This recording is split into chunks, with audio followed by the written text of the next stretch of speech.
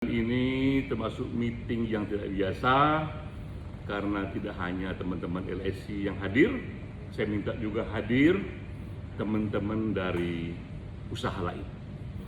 Jadi katakanlah ini lebih sebagai kuliah umum yang lebih sifatnya kita tukar-menukar informasi, edukasi. Di sana teman-teman boleh tak setuju, boleh bertanya, bahkan juga boleh mengkritik. Ya. Setelah itu kita harus ambil kebijakan. Nah, ini saya ingin ceritakan mengapa saya ambil kebijakan bahwa di vaksin itu di LSI dan di semua unit usaha di bawah teman-teman yang kelola itu bukan pilihan, itu adalah mandatory. Itu adalah wajib. Mengapa saya ambil sikap itu? Nah, ini yang mau saya diskusikan. Ya. Teman-teman bisa memberikan responnya. Saya mulai dulu dengan yang ringan-ringan, ya, bahwa kita ini ingin yang orang bilang itu starting by the ending. Kita bayangkan dulu akhir apa yang mau kita ciptakan di sini. Lalu kita bangunlah itu roadmap-nya ke arah sana. Jadi ada visi dulu yang menjadi komando kita. Bukan personal interest, tapi vision yang besar. Dan kita menjadi prajurit tunduk pada komando itu. Bukan pribadi, tapi sebuah vision. Nah, kita visionnya ini berangkat dari lagu Vina Panduwinata, September Ceria. Tapi kita modifikasi. Karena September tinggal 3 bulan lagi, kita ubah menjadi Desember yang ceria. Amin. Amin, amin dong, amin. Amin. Kita pengen Desember ini semua ceria kembali, ekonomi dia itu kembali tumbuh, dan kita katakan ke publik luas di LSI dan semua usaha kita ikut tren vaksin 100%. Semua sudah divaksin. Itu lagu Vina yang kita modifikasi. Kalau teman-teman akrab dengan September Ceria itu ada lirik di sana, dibilang kasih kau beri udara bagi nafasku. Nah, kasih dalam lagu Vina ini adalah kekasih hatinya, tapi kasih bagi kita di era pandemik ini adalah vaksin. Jadi vaksinlah sekarang ini yang menjadi kekasih kita, yang minta ampun bertahun-tahun kita tunggu, dan orang berlomba-lomba minta ampun nggak pernah terjadi dalam sejarah mencari vaksin itu. Ada 3 alasan mengapa vaksin itu kita pilih menjadi mandatori. Bukan pilihan, tapi ini kewajiban. Alasan pertama adalah satu data dan juga kemudian analisa. Pertanyaannya kira-kira mengapa peradaban modern akhirnya memilih vaksin sebagai solusi pandemik, dan vaksin melahirkan adik kandungnya yang namanya itu adalah herd immunity, kekebalan imunitas. Supaya saya katakan ini bisa dilacak di Google, tak ada personal interest di sini, semuanya vision, semuanya adalah pandangan jauh ke depan, melampaui kepentingan pribadi-pribadi. Nah, dimulai dengan tahun 1918 itu ada yang namanya pandemic flu. Pandemic flu itu di tahun 1918 itu menyebabkan sepertiga penduduk dunia saat itu terkena. Saat itu ada 1,5 miliar manusia tahun 1918 dan 500 juta terkena pandemic flu, orang bilang Spanish flu, yang mati sekitar 50 juta sampai 100 juta. Itu ada datanya, ya. Ketik di Google Spanish flu, yang mati itu 50 juta sampai 100 juta, kira-kira itu 10% sampai 20% populasi dunia saat itu mati karena flu. Sekarang kita kena flu gak ada masalah. Mungkin satu waktu kita sepanjang hidup kita berapa kali kena flu, tidak masalah karena sudah ditemukan obatnya. Nah, kita heran sekarang ini, flu yang kita dapatkan itu yang kita biasa saja, tapi di zamannya 1918 dia sudah mematikan 50 juta orang. Nah, itulah era ketika obat ditemukan, itulah era ketika vaksin ditemukan. Obat untuk flu itu bukanlah obat pertama yang ditemukan oleh sejarah. Juga vaksin itu sudah ditemukan 100 tahun sebelumnya oleh Edward Jenner. Pertama kali ditemukan vaksin itu penyakitnya adalah penyakit cacar. 1789 ditemukan vaksin, tapi belum banyak orang yang percaya pada itu. Nah, kemudian datanglah itu pandemik flu dan orang mati minta ampun banyaknya itu. Terjadilah try and error dalam ilmu karena nggak ada lain solusinya. Apapun kebijakannya mau dibuat itu melalui try and error. Jadi vaksin yang datang pada kita hari ini itu melalui korban yang minta ampun banyaknya dalam sejarah. Kita tinggal terima barang jadinya. Ini berkah yang minta ampun luar biasa. Buka juga di YouTube, kita ketik aja Yuval Harari, intelektual terkemuka. Ketika ditanya kepada dia, menurut Anda apakah hal penemuan paling berharga dalam sejarah manusia yang efeknya besar bagi manusia? Dia bilang, saya tak ragu mengatakan itu adalah vaksin. Karena gara-gara vaksin lah manusia bisa bebas dari pandemi itu. Bukan pilihan pribadi, ini vision. Nah, kemudian tak hanya ada pandemi flu, datang juga campak segala macam. Akhirnya vaksin pun melahirkan adik kandung yang lain yang namanya itu adalah herd immunity. Ternyata ketika orang itu divaksin, nggak cukup 1-2 orang saja divaksin, percuma juga. Ada risetnya yang mengatakan vaksin hanya berhasil bagi satu bangsa jika 70% sudah divaksin. Jika tidak, gagal. Dan seluruh bangsa akan mengalami lagi. Jadi kita lihat, dan ini sains. Hanya dengan 70% populasi itu divaksin dan terciptalah itu namanya herd immunity. Bukan virusnya nggak ada. Kayak sekarang virus terus ada, flu terus datang. Tapi vaksin membuat kekebalan imunitas itu terjadi. Sehingga datang lagi COVID, dan COVID nggak pernah hilang sampai pada sejarah, tapi kita nggak akan lagi mengalami sakit seperti sekarang ini di semua atlet penuh, kan sudah ada vaksinnya. 70% sudah mengalami itu. Nah, dunia berlomba-lomba sekarang ini mencapai 70% herd immunity. Beruntunglah kita, negara berkembang seperti Indonesia ini, dapatkan juga vaksin itu. Banyak negara yang dapat, negara berkembang. Coba ketik di Google, masih banyak negara yang bahkan belum dapat satu pun vaksin.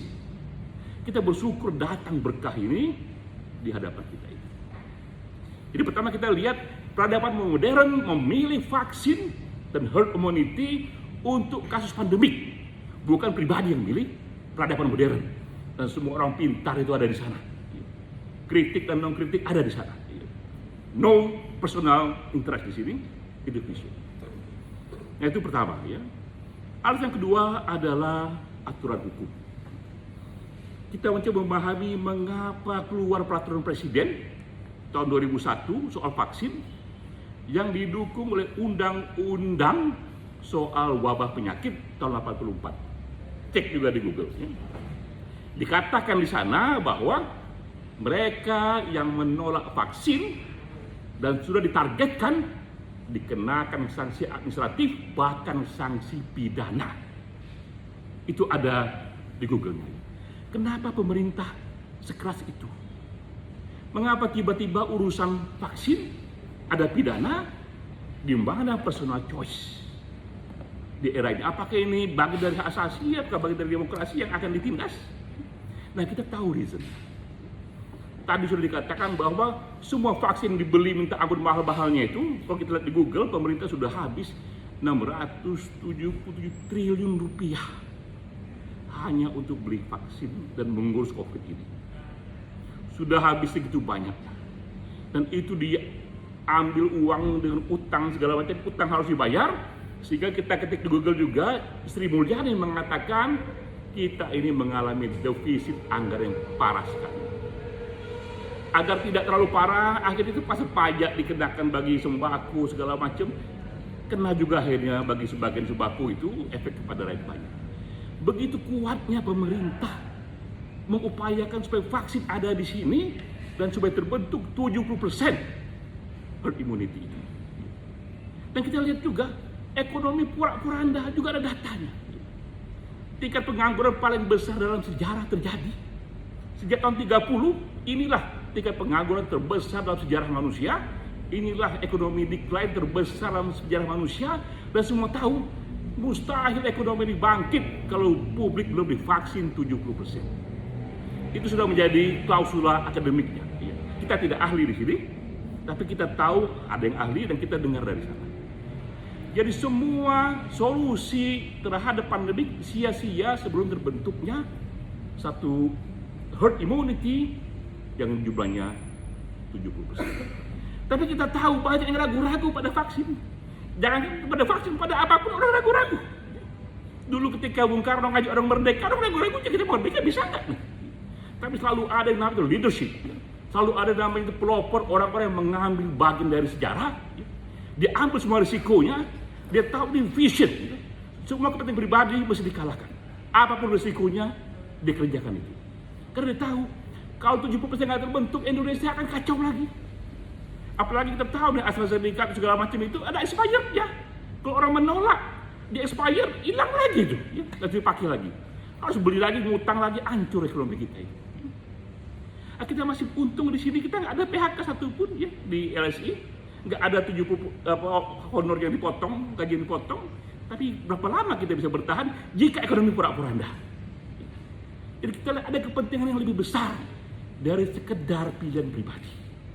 Dan ini satu vision yang sudah dites oleh sejarah, dites oleh banyak ahli. Supaya saya katakan ini semuanya cek di Google.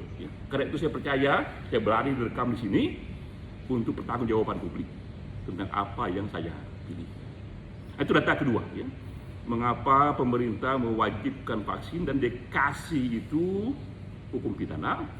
Karena tadi dasarnya bahwa kepentingan rakyat banyak itu hukum tertinggi. Semua kalah. Di mana personal choice itu? Personal choice itu hanyalah untuk hal-hal yang punya efek pada personal saja. Ya. Kita mau percaya bumi lonjong, bumi bulat, segitiga, kotak-kotak, terserah itu. Ya. Itu bagi kita personal choice. Tapi pandemi tidak ada personal choice di sana. Ya. Satu orang yang terkena itu punya efek pada yang lain. Karena itu dibenarkan dalam filsafat etika mengambil kebijakan yang mengurangi kebebasan karena unsur emergensi. Saya doktor bidang politik, saya pelajari betul soal ini. Jadi ada kalanya personal choice itu dikalahkan oleh kepentingan rakyat banyak. Yang tadi kalau 70% tak terbentuk immunity, dia tak efektif. Karena itu personal choice harus dikalahkan, kecuali ada alasan yang minta ampun kuatnya yang nanti didukung oleh lab kedokteran. Tanpa itu, nggak ada alasan untuk personal choice. Kita mengalah untuk panggilan sejarah yang datang ke kita ini mungkin sekali saja dalam hidup kita itu. Dan saya ambil semua risiko. Makanya saya rekam di sini sebagai bagian dari pertanggungjawaban saya kepada publik. Nah, ini data kedua. Data ketiga adalah hari ini, juga bisa lihat di Google, lihat di Worldometer. Sudah 5 negara yang vaksinasinya melampaui 50%. Yaitu di situ ada Kanada, Israel, Amerika, ada juga Italia.